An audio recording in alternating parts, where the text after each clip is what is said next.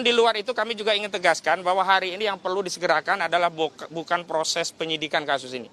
Tetapi yang harus segera disegerakan dan ini sudah berkekuatan hukum tetap adalah melaksanakan eksekusi putusan Mahkamah Agung yang sudah diterbitkan di 2019 yang lalu yang berkaitan dengan vonis kepada terpidana saudara Sylvester Matutina yang sudah diganjar dengan 1 tahun dan 6 bulan. Dan sampai hari ini kami belum mendengar ada kabar dari Kejaksaan Negeri Jakarta Selatan telah mengeksekusi putusan tersebut. Padahal kami sudah mendatangi Kejaksaan Negeri Jakarta Selatan pada 31 Juli 2025 yang lalu. Kami tidak ingin kejaksaan sebagai institusi salah satu pilar penegak hukum dianggap mengabaikan putusan dan ini akan meruntuhkan bukan hanya wibawa kejaksaan. Ini meruntuhkan wibawa negara hukum, meruntuhkan kepercayaan publik pada proses dan prosedur penegakan hukum. Jangan sampai ada anggapan klien kami yang baru penyidikan saja dikejar-kejar begitu rupa dengan panggilan yang luar biasa, tetapi orang yang sudah berstatus sebagai terpidana dan semestinya sudah dipenjara justru masih bisa berkeliaran bebas di mana-mana, bahkan mendapatkan jabatan sebagai komisaris di BUMN. Kami sebagai bagian dari rakyat Indonesia tidak ridho pajak dari uang rakyat untuk membayar terpidana sebagai komisaris BUMN. Itu pengantar dari saya, namun ada penjelasan lebih lanjut berkaitan dengan status dari Sylvester Matutina kepada rekan kami. Gafur, silakan untuk disampaikan. Ya, terima kasih Bang Kosinudin. Ya. Izin saya Gafur Sangaji, salah satu anggota tim kuasa hukum dari tim yang sekarang sedang melakukan pendampingan ke Polda Metro Jaya.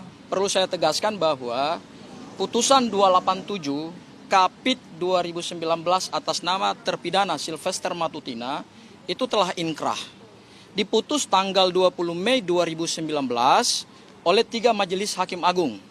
Kemudian salinan putusannya itu berdasarkan informasi dari Kepanitraan Mahkamah Agung dikirim tanggal 9 September 2019 ke pengadilan pengaju, yaitu Pengadilan Negeri Jakarta Selatan. Karena upaya kasasi maupun peninjauan kembali itu diajukan terdakwa atau terpidana atau juga jaksa penuntut umum melalui pengadilan negeri di mana perkara tersebut diputus dan dikirimkan oleh Mahkamah Agung ke Pengadilan Negeri Jakarta Selatan berdasarkan informasi resmi dari Mahkamah Agung itu tanggal 9 September 2019 ya. Berdasarkan Undang-Undang Mahkamah Agung, maka setelah pengadilan negeri menerima salinan putusan resmi dari Mahkamah Agung, paling lambat 30 hari salinan putusan tersebut oleh pengadilan negeri pengaju disampaikan kepada para pihak, yaitu saudara Sylvester Matutina sebagai terpidana dan Kejaksaan Negeri sebagai pihak yang menuntut perkara tersebut. Ya. Kemudian nanti setelah Kejaksaan menerima salinan putusan resmi dari Pengadilan Negeri Jakarta Selatan berdasarkan Peraturan Kejaksaan Agung Republik Indonesia terkait dengan penanganan perkara tindak pidana umum, SOP-nya, itu 3 hari setelah salinan diterima, maka harus sudah dikeluarkan P48, yaitu surat perintah dari Kajari ke jaksa eksekutor supaya segera melaksanakan eksekusi. Dan paling lambat 7 hari setelah menerima salinan putusan, itu harus sudah dilaksanakan eksekusi secara sempurna, yaitu terpidana diserahkan kepada Kalapas atau Karutan. Kalau diserahkannya ke lapas berarti Kalapas, kalau diserahkannya ke Rutan berarti oleh Karutan. Kemudian nanti keluar berita acara eksekusi. Berita acara eksekusi ditandatangani oleh 3 pihak, yaitu Kalapas atau Karutan, kemudian jaksa eksekutor dan oleh terpidana. Sampai hari ini ya, dokumen-dokumen tersebut kita belum mendapatkan buktinya. Kalau saudara Sylvester di Polda Metro Jaya ini pernah mengatakan, saya kan sudah menjalani dalam tahap apa? Kalau tahap penuntutan dan persidangan, iya. Tapi menjalani dalam tahap eksekusi belum. Karena bukti menjalani tahap eksekusi itu adalah saudara Sylvester harus punya namanya surat bebas. Dan surat bebas itu adalah surat bebas yang dikeluarkan oleh Kalapas atau Karutan terkait dengan telah dijalaninya semua proses pemidanaan, baik terhadap pidana bersyarat maupun juga terhadap semua masa pemidanaannya. Itu hal yang pertama. Hal yang kedua, kemarin disampaikan oleh termulnya bahwa bisa saja ini Sylvester tidak menjalani pemidanaan karena masa berlaku namanya daluarsa pemidanaan. Daluarsa pemidanaan berdasarkan KUHP ya. Karena saudara Sylvester ini dituntut dengan pasal 311, ancaman pidananya 4 tahun, daluarsa pemidanaan itu dihitung berdasarkan daluarsa penuntutan ditambah sepertiga. Apa daluarsa penuntutannya? Terhadap ancaman pidana lebih dari 3 tahun, daluarsa penuntutannya 6 tahun. 12 tahun. Ditambah sepertiga berarti 16 tahun. Jadi ini belum daluarsa pemidanaan. Kalau mau daluarsa pemidanaan, berarti saudara Sylvester baru bisa bebas secara pidana itu pada tahun 2035. Bukan 2025 ini karena masih sisa 10 tahun. Itu ya, itu yang kedua. Yang ketiga, ya. Seseorang itu hanya bisa bebas, kejaksaan tidak bisa mengeksekusi terpidana karena 2 faktor. Faktor pertama adalah halangan administrasi. Menurut saya tidak lagi ada halangan administrasi karena salinan putusan telah dikirim secara resmi dan patut. Kemudian saya rasa juga, ya, keyakinan saya karena berdasarkan Undang-Undang Mahkamah Agung, pihak Kejaksaan Negeri Jakarta Selatan pasti sudah menerima putusan dan terpidana juga pasti sudah menerima salinan putusan. Ya, kalau argumentasinya adalah ada halangan administratif, saya kira tidak. Ya, tidak ada halangan administratif. Kedua, susahnya mengeksekusi seseorang itu kecuali saudara terpidana melarikan diri. Ini kan si Sylvester tidak melarikan diri, masih ada di Indonesia ini, ya, masih garang memberikan statement, masih bisa menyerang saudara klien kami, gitu ya, masih menjadi komisaris, gitu kan. Jadi bukan lagi ini persoalan yuridis, tapi ini persoalan politisasi hukum, ya, ini persoalan political will dari kejaksaan, mau nggak mengeksekusi putusan ini, dan seharusnya putusan ini sudah dieksekusi. Maka itu kami punya rencana perkara ini akan kami laporkan ke Jamwas, Jaksa Agung Muda Pengawasan, dan Jambin, Jaksa Agung Muda Pembinaan. Karena Kajari dalam hal ini yang punya gawean terhadap perkara Sylvester Matutina ini belum melakukan eksekusi sama sekali. Jadi kalau dikatakan bahwa salinannya belum diterima, menurut saya itu sesuatu yang tidak tepat. Dan kalau dikatakan oleh termulnya bahwa ini sudah masuk masa daluarsa pemidanaan, saya kira belum masuk daluarsa pemidanaan. Karena perkaranya nanti baru tahun 2035 saudara Sylvester selesai masa daluarsa pemidanaannya, kecuali saudara Sylvester 2 hal. Pertama, dilindungi oleh penguasa sampai tahun 2035 tidak dieksekusi. Atau yang kedua, melarikan diri dari Republik Indonesia ini sampai tahun 2035. Baru tahun 2036 balik ke Indonesia lagi, berarti disitulah berlaku daluarsa pemidanaan. Dia bebas secara hukum. Itu kali Bang Kosen itu yang bisa. Saya kuasa hukum dari tim advokasi, akademisi dan kriminalisasi, karena yang meminta untuk dilaksanakan eksekusi ke Kejaksaan Negeri Jakarta Selatan adalah kami, itu memfollow up daripada sikap dari saudara Sylvester Matutina yang berulang kali menyatakan kepada kami, klien kami akan masuk penjara, ya, akan menjadi narapidana, ternyata justru dirinya yang berstatus terpidana dan belum dieksekusi. Karena itu kami kemudian memfollow up melalui Kejaksaan Negeri Jakarta Selatan dan meminta untuk segera dieksekusi, dan sampai hari ini belum dieksekusi. Tapi ada hal yang perlu kami sampaikan, bahwa memang ada penyebab bahwa saudara Sylvester Matutina itu tidak bisa dituntut, yakni faktor politik. Dan itu yang kami yakini, karena di era kekuasaan saudara Joko Widodo, Sylvester Matutina sebagai bagian dari pendukung penyokong kekuasaan saudara Joko Widodo, ketua dari Solmed, Solidaritas Merah Putih, yang kita ketahui pendukung berat saudara Joko Widodo, maka kita patut duga ini ada kekuasaan yang disalahgunakan untuk melindungi saudara Sylvester Matutina. Tapi yang terakhir kami juga perlu tanggapi, kalau kemudian Frederick Damanik dari Projo meminta agar ada amnesti kepada Sylvester Matutina, kami tegaskan, ya, permohonan itu cacat baik secara administratif juga secara substansi begitu.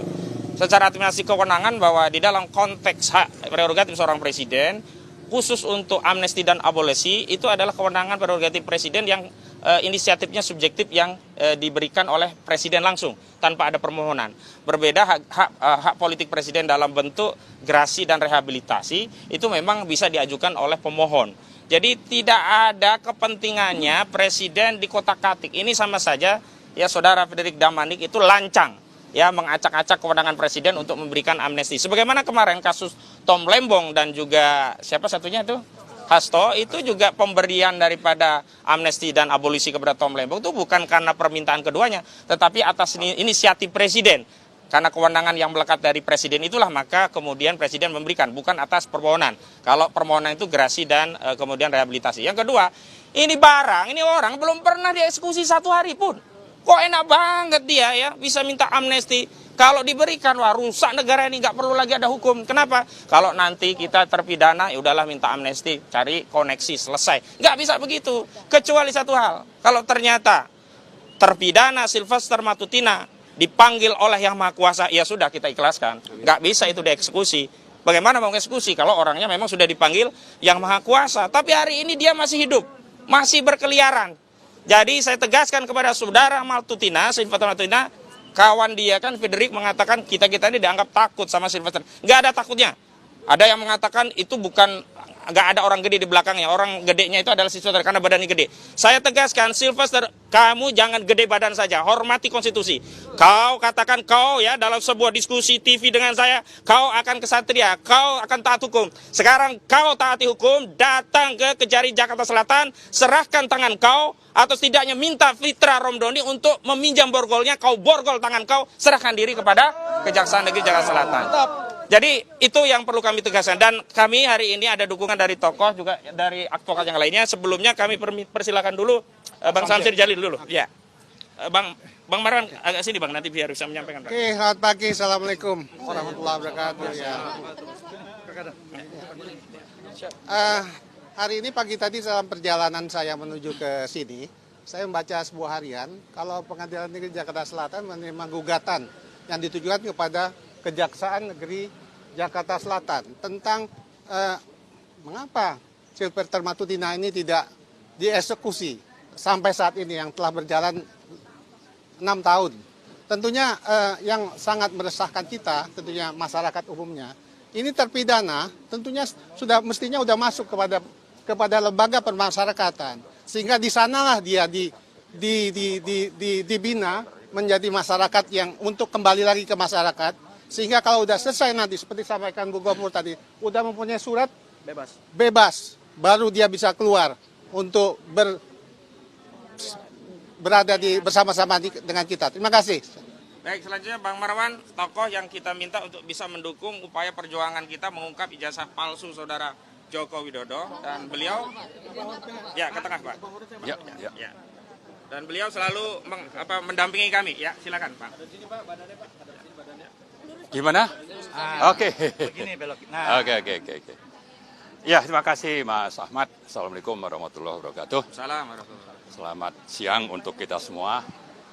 Saya kira kita mengadakan acara konferensi pers ini ya di tempat terbuka, terutama memang untuk menuntut adanya penegakan hukum yang bagi semua warga negara, terserah itu pejabat, mantan presiden atau rakyat biasa, maka ini harus diperlakukan sama. Ya, di hadapan hukum itu harus sama. Itu satu yang perlu kita catat. Yang kedua, bahwa presiden sudah berganti. Seandainya dulu Jokowi sebagai presiden bersama dengan kekuasaan yang dimiliki itu bisa menggunakan, memanfaatkan dan dalam tanda petik ya Polri untuk melakukan kriminalisasi kepada sejumlah aktivis, maka dan sisanya masih kita rasakan sekarang seperti yang dialami oleh teman-teman kita yang 12 orang itu, maka setelah presiden berganti, kita berharap Pak Prabowo itu menjaga kredibilitas beliau sebagai presiden dan menjaga martabat bangsa ini bahwa ini negara hukum. Jadi jangan biarkan kriminalisasi terhadap 12 orang itu terjadi. Ini yang kita perlu sampaikan baik kepada Polri, kepada Pak Prabowo, termasuk juga kepada DPR yang melakukan pengawasan terhadap pelaksanaan sejumlah undang-undang. Nah, kita melakukan ini sebelum nanti terjadi bahwa teman-teman itu akhirnya menjadi tersangka, digugat oleh kejaksaan, lalu diproses di pengadilan. Padahal pokok masalahnya adalah bahwa ijazah Jokowi yang dicurigai palsu itu belum pernah diproses di pengadilan atau melalui audit forensik misalnya, yang katanya konon sudah dilakukan oleh Barreskrim. Itu belum pernah terjadi. Nah, karena itu kita mau itu dulu. Seandainya pun teman-teman kita ini nanti akan diproses di pengadilan, kita menolak itu dilakukan sampai ada proses pembuktian apakah nanti di pengadilan atau di Barreskrim bahwa ini memang benar-benar asli atau memang seperti dugaan kuat kita semua, ya mayoritas kita ini di sini meyakini bahwa itu palsu. Ya, antara lain misalnya dulu di Solo mendaftar sebagai dokter Andes.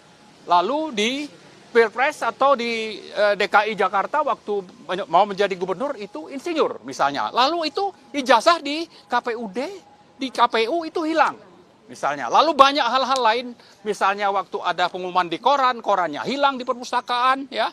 Dan bagaimana KKN di tempat yang katanya ada bawa gitar listrik tapi di sana belum ada listrik misalnya. Jadi banyak hal-hal yang sebetulnya membuat kita yakin bahwa ini sebetulnya palsu.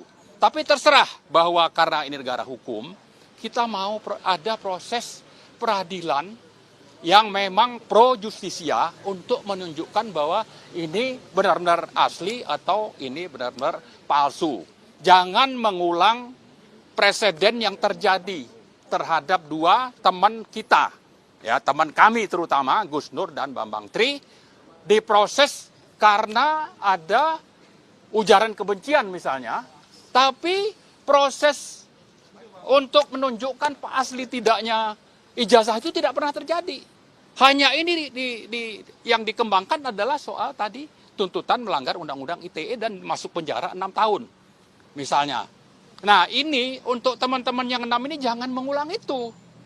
Terutama untuk Pak Prabowo, jaga Anda sebagai presiden, kredibilitas Anda itu harus dipertahankan. Jangan tunduk atau berada di bawah kendali dari presiden yang dulu, yang sudah sewenang-wenang melakukan pendekatan politik otoriter terhadap rakyat, terhadap aktivis.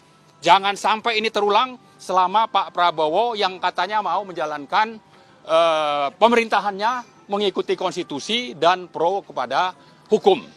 Ini jangan sampai terjadi dan karena itu Pak Prabowo saya kira sekarang sudah menjadi bos bagi Kapolri, ya, sehingga Kapolri atau Polri yang selama ini bisa menjadi alat kekuasaan Jokowi itu bisa diperbaiki untuk sesuai dengan apa yang menjadi tupoksi dari Polri, sesuai dengan Undang-Undang Polri nomor 2/2002, ya, antara lain itu untuk melakukan keamanan bagi masyarakat, menegakkan hukum dan kemudian melakukan perlindungan kepada rakyat, bukan justru mengkriminalisasi rakyat, bukan justru nanti akan menangkap teman-teman kami. Jadi sebelum ada proses atau keputusan atau sikap dari Pak Prabowo, kita minta Polri pun menghentikan pemanggilan terhadap 12 orang teman kami yang sekarang sudah statusnya ditingkatkan untuk dilakukan penyidikan. Saya kira itu. Terima kasih. Terima kasih. Dan perlu kami konfirmasi, ini adalah surat yang akan kami kirimkan. Sudah kami kirimkan ke Reskrimum dan kami tembuskan kepada penyidik. Dan dua yang akan dipanggil hari ini, salah satunya Pak Narto. Kepada Bang Bahar untuk dijelaskan pemanggilan kepada klien kita Pak Narto. Ya, terima kasih. Pertama saya sampaikan seperti yang kita ketahui bahwa beberapa waktu yang lalu klien kami Saudara Sunarto sudah dipanggil Polda Metro Jaya. Namun sayang sekali pada saat itu penyidik dari Polda Metro Jaya sepertinya agak sibuk sekali ya, sehingga tidak bisa melakukan penyidikan pada klien kami. Hari ini klien kami dipanggil Saudara Sunarto, namun karena saat ini sudah mendekati 17 Agustus, kegiatan-kegiatan di daerahnya tentu sangat membutuhkan tenaga-tenaga beliau juga ya, terkait peringatan 17 Agustus. Untuk itu harapan kita supaya Polda juga menghargai untuk mengisi hari kemerdekaan kita dengan melakukan penjadwalan ulang terhadap klien kami yang bernama Sunarto. Yang satu lagi ini hari juga dipanggil Saudara Arif Nugroho yang beliau merupakan sebuah jurnalis ya. Jurnalis sama seperti kalian seharusnya itu. Tidak harusnya dia dipanggil itu terkait hal sebagai tupoksinya sebagai jurnalis. Nah untuk itu kita juga minta supaya agar diperhatikan secara seksama, ada undang-undang jurnalis dan sebagainya. Itu saja saya sampaikan, mungkin ada tambahan dari Dokter, sedikit Bang, ya. soal tadi kan nggak semuanya akan hadir. Boleh nggak dikonfirmasi siapa aja yang dipanggil itu yang akan hadir besok, lusa dan hari Kamis ini? Yang untuk saya menjelaskan ya, iya. biar jelas. Ini.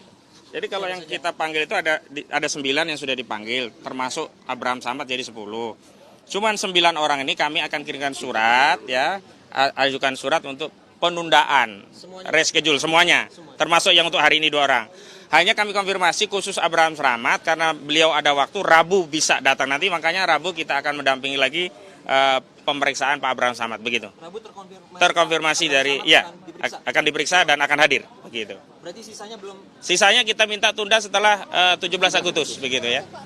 Pak Roy Soro ya, Pak Roy, Pak Rismon, pokoknya semuanya kita minta setelah. Oke, ada pertanyaan lain? Dan saya mau tegaskan satu hal ya, saya mendapatkan dari sistem informasi penulisan perkara di Jakarta Selatan, Pengadilan Negeri Jakarta Selatan, saudara terpidana Sylvester Matutina ini kabarnya mengajukan PK. Tapi sekali lagi kami tegaskan, PK tidak bisa menghalangi pelaksanaan eksekusi. Jadi jaksa penuntut umum tidak boleh berdalih karena ada PK tidak melaksanakan eksekusi.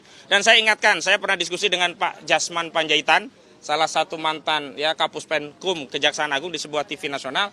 Beliau berasumsi jangan-jangan salinan putusannya belum dikirim ke kejaksaan sehingga mau mengeksekusi pakai apa. Tapi jadi dari keterangan rekan kami yang sudah melakukan penelusuran, Pak Jasman dan para pejabat di kejaksaan ya, baik di Kejaksaan Agung maupun di Kejaksaan Negeri Jakarta Selatan, putusan itu sudah dikirim di 2019 oleh Mahkamah Agung ke pengadilan pengaju. Dan pengadilan pengaju juga ada mekanisme harus dikirim kepada yang bersangkutan. Kecuali kalau putusan perdata bisa lah lama-lama. Itu kami dapat kasus lah kalau perdata itu memang agak tertunda. Tapi enggak lah.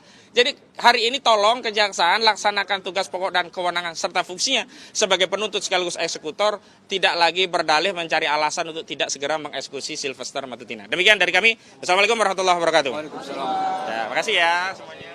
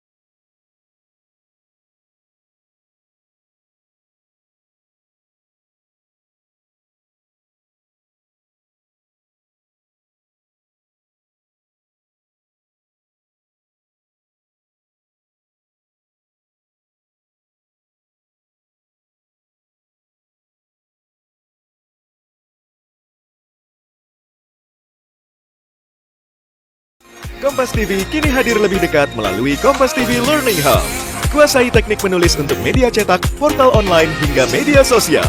Bersama wartawan utama Kompas TV dan praktisi media digital, Denny Mulia Barus. Daftar sekarang dan dapatkan harga early bird untuk pembayaran sebelum 10 Agustus 2025. Kompas TV Learning Hub untuk jurnalis, humas, dan konten kreator masa depan. Bersama yang terpercaya.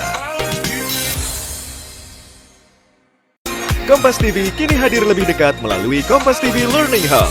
Kuasai teknik menulis untuk media cetak, portal online, hingga media sosial. Bersama wartawan utama Kompas TV dan praktisi media digital, Denny Mulia Barus. Daftar sekarang dan dapatkan harga early bird untuk pembayaran sebelum 10 Agustus 2025. Kompas TV Learning Hub untuk jurnalis, humas, dan konten kreator masa depan. Bersama yang terpercaya. Kompas TV kini hadir lebih dekat melalui Kompas TV Learning Hub. Kuasai teknik menulis untuk media cetak, portal online, hingga media sosial. Bersama wartawan utama Kompas TV dan praktisi media digital, Denny Mulia Barus. Daftar sekarang dan dapatkan harga early bird untuk pembayaran sebelum 10 Agustus 2025. Kompas TV Learning Hub untuk jurnalis, humas, dan konten kreator masa depan. Bersama yang terpercaya.